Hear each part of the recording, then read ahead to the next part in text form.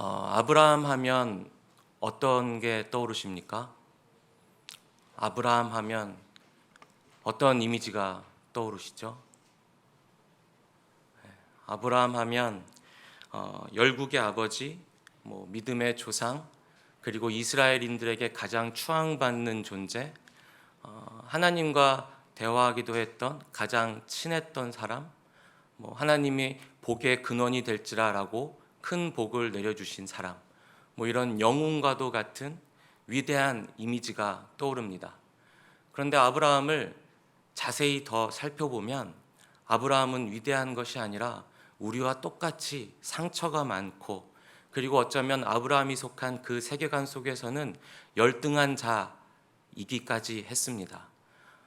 그런 우리와 같은 이 아브라함과 우리를, 이런 열등한 자와 같은 자들을 하나님께서 얼마나 세밀하게 그리고 세심하게 사랑하시는지를 저는 이번 본문을 다시 한번 묵상해 보면서 깨닫게 되었습니다. 제가 다시금 알게 된 아브라함에 대해서 오늘 이 시간 함께 나눠보고자 합니다. 오늘 말씀에서 함께 읽었던 것처럼 아버지 데라는 아브람과 나홀과 하란을 낳았습니다.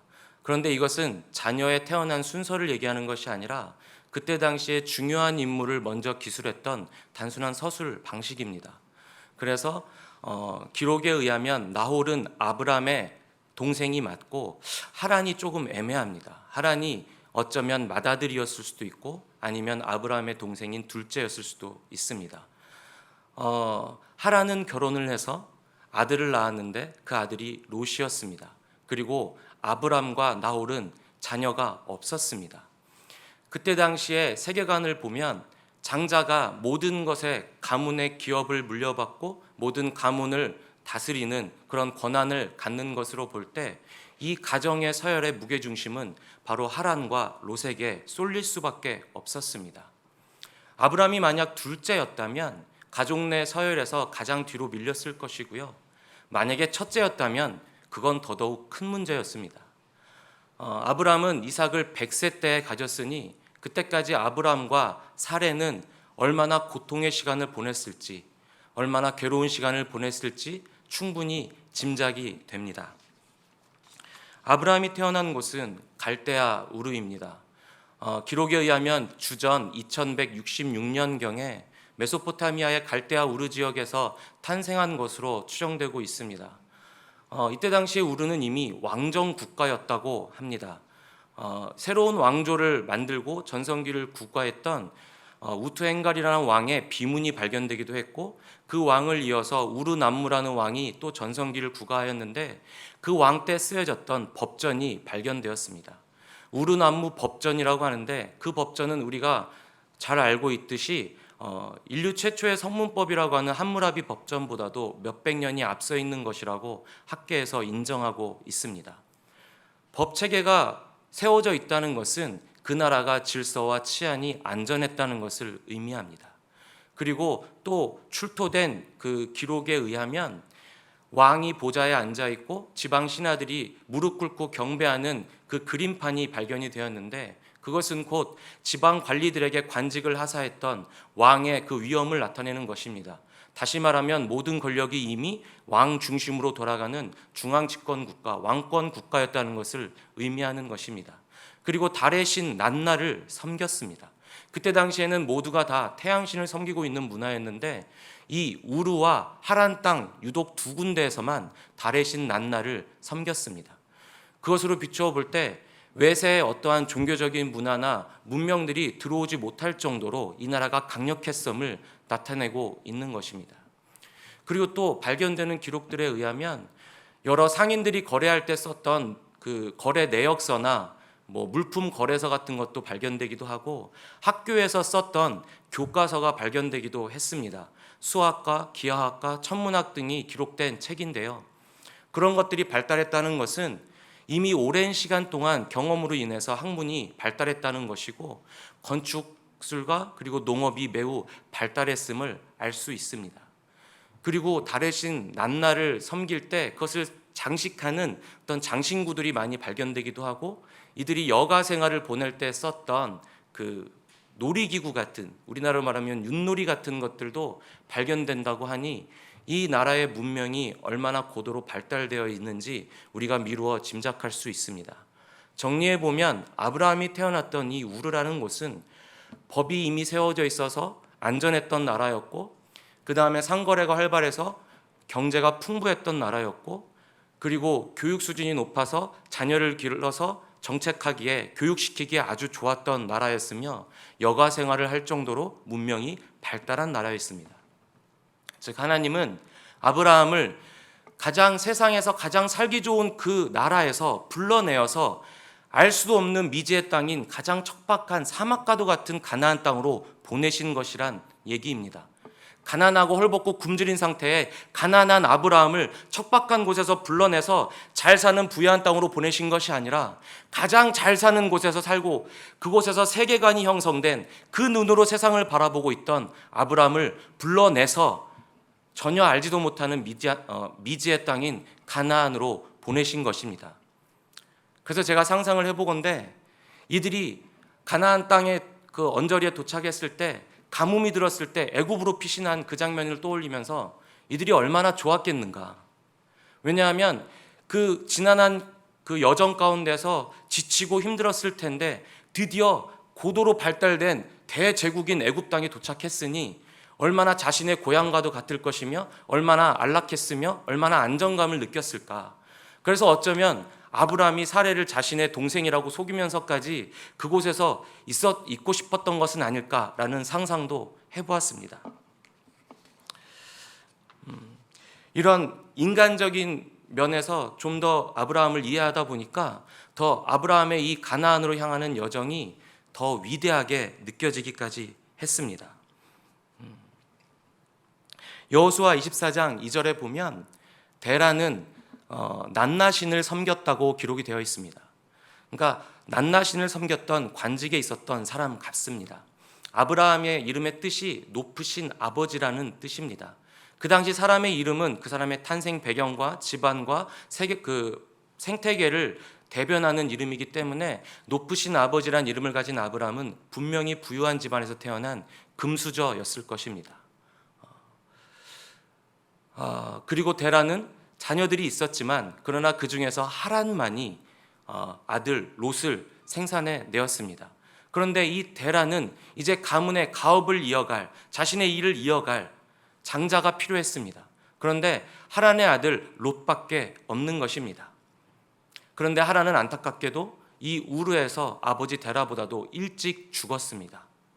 이제 남은 것은 롯밖에 없습니다.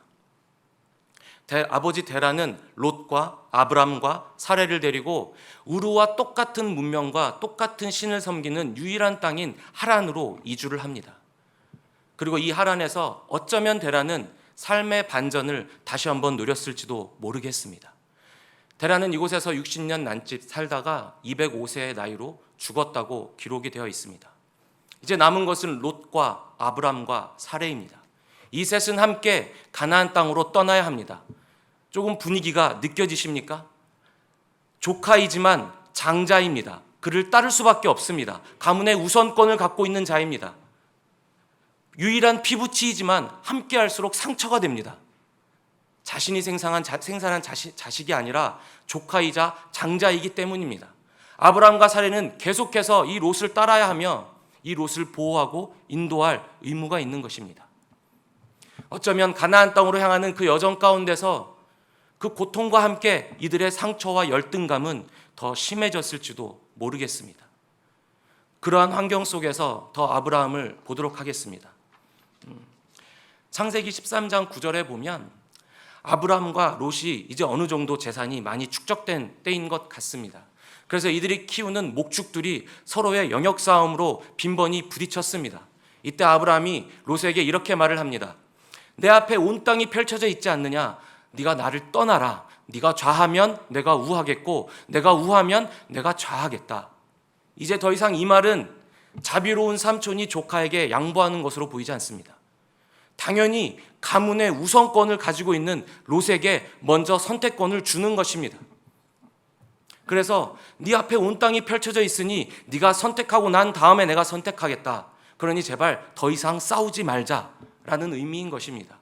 아니나 다를까 히브리어로 쓰여져 있는 원문을 보면 그곳에 이런 뉘앙스가 담겨져 있습니다.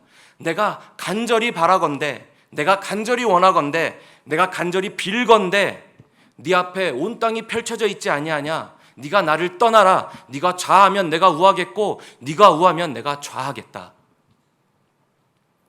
이 아브라함의 상처가 느껴지십니까? 이런 맥락에서 더 이해를 해보면 롯이 지역 그 왕들의 분쟁에 휘말려서 죽을 위기에 처했을 때 아브라함이 자신의 사병을 이끌고 목숨을 걸고 롯을 구해낸 것도 너무나 이해가 잘 됩니다. 물론 유일하게 남은 피부치기도 하고 조카라서 그랬을 수도 있겠지만 제가 볼 때에는 가문을 이어갈 유일한 장자이고 또 자신은 자녀를 생산하지 못했는데 이 장자마저도 지키지 못한다면 내 자신 스스로가 그리고 그때 당시의 세계관 속에서 주변 사람들이 이것을 용납할 수 없을 것이기 때문이었습니다. 저는 그렇게 받아들여집니다. 그래서 아브라함은 더욱 롯을 목숨 걸고 구해낸 것이라고 생각이 됩니다. 시간이 지나면 지날수록 아브라함과 사레는 점점 열등감을 느꼈을 것이고 그 당시 그들이 속한 세계관 속에서는 자녀를 생산해내지 못하는 그런 실패자, 낙오자와 같은 생각이 깊어졌을 것입니다. 그런 생각에 잠겨있던 아브라함에게 하나님이 나타나셔서 이렇게 음성으로 말씀하십니다. 너는 너의 고향과 친척과 아비집을 떠나 내가 내게 보여줄 땅으로 가라. 너는 고향과 친척과 아비집을 떠나라. 저는 여기에서 주목한 단어가 바로 떠나라입니다. 히브리어 원어로 보면 레크레카인데요. 이 단어가 사용된 용례를 살펴보면 그 의미는 이렇습니다. 뒤도 돌아보지 말고 미련도 남기지 말고 당장 그곳에서 떠나라 라는 의미입니다. 그런데 이 앞에 중요한 말이 있습니다. 바로 너를 위해서입니다. 즉 다시 말하면 너를 위해서 뒤도 돌아보지 말고 미련도 남기지 말고 너의 고향과 친척과 아비집을 떠나라. 내가 내게 보여줄 땅으로 가라 라고 말씀하시는 것입니다. 아브라함은 실패자와 같았습니다. 낙오한 자 같았습니다. 금수저로 태어났지만 현실은 살면 살수록 정반대로 흘러가는 것입니다. 그런 실패감이 풍부한 아브라함에게 하나님께서는 나를 위해서 희생하는 인간을 찾으시는 것이 아니라 너를 위해서 너의 세계에서 너는 떠나야만 한다. 그 실패한 것과 같은 그 세계에서 너를 떠나서 내가 보여주는 내 세계로 들어와 그곳으로 가라. 그러면 내가 너에게 민족을 이루고 창대케 하리니 너는 복이 될 것이다 라고 말씀하시는 것입니다. 이 하나님의 음성을 들은 아브라함의 심정은 어땠을까요? 가나안 땅으로 가면서 나를 내다볼 수 없는 그 막막함과 그리고 자녀를 생산해내지 못하는 그 상처, 열등감, 그리고 장자인 조카 롯을 보필해야 되는 그 마음, 여러 가지 것들에 이렇게 마음이 약해져 있을 때 하나님의 그 음성을 들었을 때 아브라함의 세계에서는 정말 상상도 하지 못했던 어떠한 초월적인 존재의 음성을 들은 것입니다. 그는 달의 신을 섬겼기 때문에 하나님에 대한 그 음성을 들은 것은 너무나 놀라운 일인 것입니다. 그래서 어쩌면 그 음성이 아브라함에게 어떤 희망, 또 다른 삶의 방향의 전환점, 소망이 됐을지도 모르겠습니다. 그리고 그 순간 그동안 서러웠던 마음, 아팠던 마음, 슬픔이 물밀듯이 밀려와서 통곡했을지도 모르겠습니다. 분명한 건 아브라함에게 하나님의 이 말씀은 큰 위로가 되었을 것입니다. 그런데 아브라함은 그래도 하나님을 전적으로 신뢰하지는 못했습니다. 이 말씀 이후에 아브라함 또 여러 가지 고난의 사건들을 겪습니다. 가뭄 때문에 애굽으로 이주하는 사건도 나오고 블레셋 그랄 땅으로 이주하는 사건도 나오고 소돔과 고모라 사건도 나오고 이스마엘을 얻는 과정 등등 여러 가지 사건과 마주하게 됩니다. 이 부분까지 아브라함을 묵상하면서 제가 이런 생각을 해봤습니다. 제가 만약 그 세상에 살고 있는 사람이고 그 세계관 가운데 살고 있는 사람인데 초월적인 어떤 존재의 음성이 들린다고 하면 나는 과연 믿을 수 있을까? 아무 의심하지 않고 그 음성을 믿을 수 있을까? 라는 생각에 이르렀을 때 불현듯 딱 한 명의 그 인물이 떠올랐습니다. 바로 그것은 요한복음 20장 24절에서 31절에 등장하는 예수님의 제자 도마입니다. 도마는 디두모라고 불렸습니다. 디두모의 뜻은 쌍둥이입니다. 그래서 쌍둥이라서 이렇게 별명처럼 불린 것 같습니다. 디두모, 디두모 이렇게. 도마의 성격을 잘 엿볼 수 있는 요한복음 11장 16절 말씀에 보면 죽은 나사로를 만나기 위해서 예수님께서 나사로에게 올라가자라고 말씀하시는 대목이 나오는데, 거기에서 도마가 우리도 주와 함께 죽으러 가자라고 하는 장면이 나옵니다. 그때 당시에 베다니, 나사로가 있었던 베다니 지역은 예루살렘과 2km 남짓밖에 떨어지지 않은 곳이라서 예수님을 죽이려고 혈안이 되어 있던 위정자들이 있었기 때문에 너무나 위험한 선택입니다. 예수님께서 올라가자라고 했을 때 도마가 우리도 주와 함께 죽으러 가자 했던 것은 예수님을 향한 충성심이었을 수도 있지만, 또 한편으로는 살짝 비꼬는 말일 수도 있는 것입니다. 분명한 것은 도마는 예수님을 그리스도로 아직까지 믿지 않고 있는 상태였고, 그리고 도마는 명분이 주어지면 행동하는 인물이란 것입니다.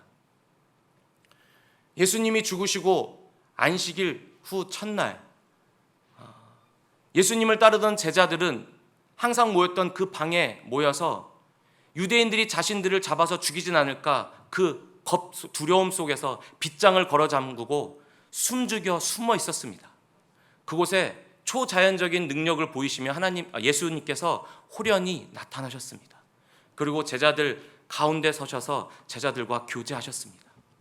그런데 그 자리에 도마는 없었습니다. 그래서 부활하셔서 오신 예수님을 본 제자들이 도마에게 진짜 예수님이 살아 돌아오셨다고 아무리 얘기를 해도 도마는 믿지 않는 것입니다. 내가 내 손으로 그 못자국 난 손과 그 옆구리에 창자국 난 옆구리에 손을 넣어보지 않고서는 절대로 믿을 수가 없다라고 이렇게 버티는 것이죠. 정확히 8일이 지나고 나서 똑같은 장소에 도마와 함께 제자들이 모여 있었습니다. 그때도 빗장을 걸고 있었습니다. 그런데 예수님께서 똑같이 초자연적인 능력으로 호련히 그들에게 나타나셨습니다. 그리고 믿지 못하는 도마에게 가셔서 이렇게 말씀을 하십니다. 내 손가락을 내밀어 내 뚫린 손바닥에 넣어보고 내 손을 내밀어 내 옆구리에 손을 넣어보아라. 그리고 믿음 없는 자가 되지 말고 믿는 자가 되라. 이 예수님의 인자하신 말씀에 도마는 그 순간 무너지면서 이렇게 외칩니다. 내 주님이시며 내 하나님이십니다. 내가 죽은 후 부활할 것이다 라는 말을 들었지만 도마의 세상과 세계관에서 그의 경험과 지식과 상식선에서는 도저히 일어날 수 없는 그 일이었습니다. 그러나 예수님과 따라다니면서 예수님의 능력을 확인한 도마는 어쩌면 그렇게 행하실 수 있는 분이겠거니라는 신락 같은 소망이 있었습니다. 그런데 아니나 다를까 예수님은 십자가에 못 박혀 죽으신 것을 도마는 확인하였습니다. 그러니 그에게는 아무 소망도 믿음도 있을 수가 없는 것이었습니다. 그런 도마를 예수님은 책망하시거나 비난하는 것이 아니라 나타나셔서 도마의 수준에 맞추어서 네 손가락을 내밀어 내 뚫린 손바닥에 손을 넣어보고 네 손을 내밀어 내 옆구리에 넣어보아라. 그리고 믿음 없는 자가 되지 말고 믿는 자가 되라 라고 말씀하시는 것입니다. 이제 부활하셔서 살아오신 예수 그리스도를 마주한 도마는 자신의 모든 세상과 세계관이 무너졌습니다. 자신의 모든 지식과 생각과 상식이 다 무너졌습니다. 자신의 세포 하나하나마저 다 무너졌습니다. 그리고 부활하셔서 다시 살아오신 예수 그리스도를 봄으로 말미암아 새로운 피조물로 거듭나게 되는 것입니다. 내 주님이시며 내 하나님이십니다. 이렇게 고백하는 도마입니다. 이 사건 이후로 도마는 믿음 없는 자가 아니라 예수 그리스도를 믿는 자로 끝내 인도에서 순교하는 삶을 살게 됩니다. 인도에서 예수 그리스도를 전하다가 군인들의 창에 찔려서 죽으면서까지 예수 그리스도를 전했다고 기록에 남아 있습니다. 우리는 사람들은 도마를 흔히 의심 많은 도마라고 표현을 합니다. 그런데 저는 그렇게 생각하지 않습니다. 의심 많은 게 아니라 지극히 정상적인 사람입니다. 자신이 살고 있는 그 세계관을 넘어서는 초자연적인 사건과 초월적인 존재를 만났는데 어떻게 그 사람을 덮어두고 믿을 수 있겠습니까? 어떻게 그 사람을 그리스도로 완전히 믿을 수가 있겠습니까? 우리가 하나님을 제대로 알지 못하고 예수님을 제대로 알지 못하고 성령 하나님을 제대로 알지 못하면서 말씀도 제대로 모르고 기도도 제대로 하지 않고 교제하지 않으면서 덮어두고 하나님을 믿는 것은 우상 숭배를 하는 것과 다를 바가 전혀 없습니다. 예수님을 따랐던 무리들이 바로 그랬습니다. 그래서 예수님이 그리스도이신 것을 모르고 그분의 능력만을 보았기 때문에 결국에는 그들이 예수님을 십자가에 못 박아 죽였습니다. 능력은 사탄도 행할 수 있습니다. 마귀의 졸개인 귀신들도 할 수 있습니다. 심지어 사람도 마술을 부릴 수 있습니다. 그러나 온 우주 만물을 창조하시고 모든 것을 다스리시는 주관자 되신 하나님이 되시며, 그리고 죽음을 이기시고 부활하신 영원한 생명의 능력이 되신 이는 오직 예수 그리스도 한 분밖에 없는 것입니다. 이것을 우리는 믿어야 될 줄로 믿습니다. 그것을 온전히 믿지 못하는 믿음 약한 도마와 우리들에게 예수님께서는 책망하시는 것이 아니라 우리의 수준에 맞추어서 믿음을 확인시켜 주시는 것입니다. 그리고 믿음 없는 자가 되지 말고 믿는 자가 되라고 말씀하십니다. 아브라함과 도마의 예로 우리가 생각해 볼 것은, 결국 우리의 믿음이라는 것은, 신앙생활이라는 것은 우리의 환경, 우리의 가치관, 우리가 속한 세계, 이 세상의 세계관을 넘을 수 없다는 것입니다. 그래서 우리는 절대로 교만하면 안 됩니다. 유한 자가 무한 자를 어떻게 알 수 있겠습니까? 그렇기 때문에 우리는 반드시 공동체로 모여야만 하는 것입니다. 공동체이기 때문에 문제도 많이 일어납니다. 연약한 부분도 많습니다. 교회는 성자들의 모임이 아니라 환자들의 모임이라는 얘기가 나올 정도입니다. 하지만 유한자인 자가 무한자를 보는 것이기 때문에 각자가 본 그 유한한 하나님의 조각들이 맞추어져야지만 그나마 하나님을 알게 되는 그 영역이 넓어질 수 있는 것입니다. 그래서 우리는 반드시 공동체로 모여야 하는 것입니다. 그러면서 교제해야 하는 것입니다. 이유는 단 하나, 하나님을 알기 위해서입니다. 이토록 하나님과 예수님은 우리의 삶을 뛰어넘는 믿음을 심어주시고자 애를 쓰십니다. 우리를 책망하시거나 비난하시는 것이 아니라 우리를 죽기까지 사랑하셔서 우리가 끝까지 하나님을 알도록 애쓰시는 분이 우리의 사랑의 아버지이신 하나님이십니다. 실패한 자와 같은 아브라함, 그 실패에 함몰되어서 위축되어 있을 것 같은 아브라함에게 나타나셔서 음성으로 말씀하시는 하나님, 너를 위해서 너의 고향과 친척과 아비집을 떠나라. 너의 세계를 떠나서 내가 예배해둔 내 세계로 들어와라. 그러면 너의 민족을 이루고 창대케 하리니 너는 복이 될 것이다 라고 말씀하신 하나님이십니다. 믿지 못하는 도마에게 나타나서 네 손을 내밀어서 내 못 자국난 손과 옆구리에 손을 넣어보아라.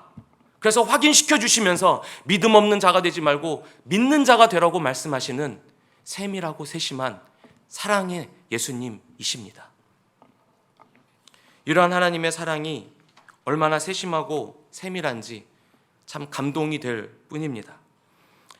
하나님은 높은 보좌에 앉아 그저 우리를 내리깔아 보시면서 이들이 잘하는지 잘못하는지 관찰하시다가 심판하러 오시는 하나님이 아니십니다.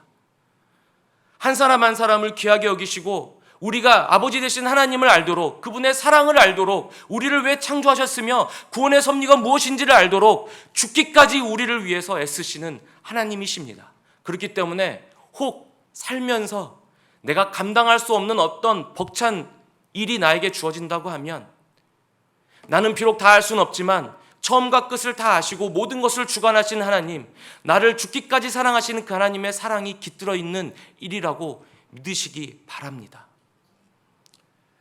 성경 속에 나오는 인물들은 하나님을 경험했으니까, 하나님의 능력을 보았으니까, 기적을 체험했으니까 하나님을 믿을 수 있겠지라는 생각하시지 말기 바랍니다. 우리가 살펴본 바와 같이 아브라함은 정말 상처가 너무나 많았던 사람입니다. 아브라함처럼 이렇게 기구한 운명이 없습니다. 자식이 없어서 가장 열등한 존재로 전락해버렸고, 그럼에도 불구하고 조카를 지켜내야만 했고, 그리고 조카에게 모든 우선권을 다 주었고, 늦게나마 아들을 얻었지만 그 아들까지도 바치라는 그 시험을 견뎌내야만 했던 아브라함이었습니다. 얼마나 그 삶이 힘들고 상처투성이이겠습니까? 도마도 마찬가지입니다. 예수님을 끝까지 믿지 못했던 도마였지만 그러나 예수님께서는 그를 순교자로 만들어 주십니다. 그러니 어느 누구도 날 이해 못해 이렇게 생각하지 마시고 성경에 나오는 이 인물들을 통해서 우리와 똑같은 삶을 살았구나, 나와 똑같은 자들을 하나님께서 이렇게 사랑하셨구나 라고 그것을 깨달으시면서 위로받으시기 바랍니다. 하나님께서는 아브라함에게 나를 위해서가 아니라 너를 위해서 떠나라고 말씀하셨습니다. 도마에게도 믿음 없는 자가 되지 말고 믿는 자가 되라고 말씀하셨습니다. 그럼에도 흔들리는 도마와 우리를 향해 예수님께서는 이런 말씀까지 덧붙이셨습니다. 너는 나를 보고서 믿느냐? 나를 보지 않고 믿는 자는 행복한 사람이다.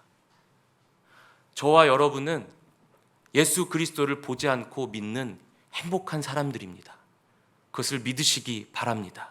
하나님의 전적인 은혜이며 믿음의 씨앗을 심어주신 결과인 줄로 믿습니다. 이제 높으신 아버지라는 이름을 가진 아브람은 자신의 세계를 떠나 하나님의 세계로 들어감으로 말미암아 아브라함이 되었습니다. 높으신 아버지에서 열국의 아버지로 정체가 바뀌었습니다. 예수님을 믿지 못하였던 도마는 예수 그리스도의 그 상처난 자국을 보고 나서 이제 예수 그리스도만 주님으로 섬기고 나의 주님이시며 하나님이시라고 고백하며 믿는 순교자의 삶을 살게 되었습니다. 아브라함의 이 상처와 또 아브라함에게 주신 하나님의 언약의 이 축복이 우리에게도 있습니다. 도마처럼 믿지 못하는 이 불안한 믿음과 또한 부활하신 예수 그리스도를 만남으로 말미암아 예수님을 온전히 나의 주님으로 삼고 하나님이라고 인정하는 그 믿음 또한 우리에게 동시에 있습니다. 그러니 하나님을 믿으시면서 흔들리지 마시고 안심하시기 바랍니다. 내가 정말 살아계신 하나님을 믿고 있는 것인가? 내가 정말 신앙생활을 하고 있는 것인가? 안심하시기 바랍니다. 그리고 주님을 의지하시고 살아내시기 바랍니다. 그리고 그런 주님을 사랑하시고 경외하시기 바랍니다. 우리 하나님은 나를 위해서 네가 떠났으면 좋겠다라고 말씀하시는 그런 우상과도 같은 여느 다른 잡다한 신들과는 차원이 다릅니다. 그들은 가짜입니다. 자신을 위해서 인간의 희생을 강요하는 모든 것들은 우상이고 이단입니다. 그러나 유일하신 하나님 대신 전능하신 하나님께서는 나를 위해서가 아니라 너를 위해서 내가 모든 것을 예배해 놓을 테니 너는 너의 세계를 떠나 나의 세계로 들어와라. 그리하면 너로 인하여 민족을 이루고 창대케 하리니 너는 복이 될 것이다 라고 말씀하시는 진짜 하나님이십니다. 그러니 우리 모두 그러한 하나님을 믿는 저와 여러분이 되셨으면 좋겠습니다. 오늘의 말씀에서 아브라함과 도마가 우리와 다를 바가 전혀 없는 사람이라는 것에 너무나 큰 위로를 받습니다.